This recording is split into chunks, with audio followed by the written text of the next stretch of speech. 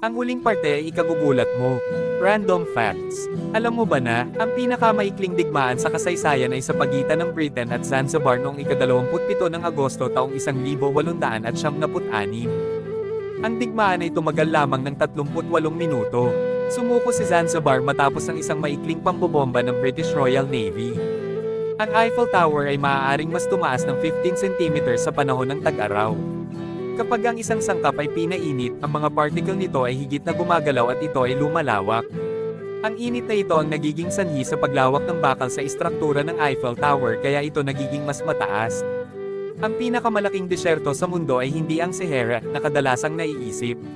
Ang Antarctica ay technically ang pinakamalaking desyerto sa Earth.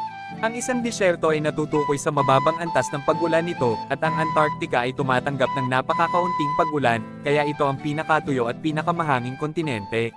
Subscribe ka na.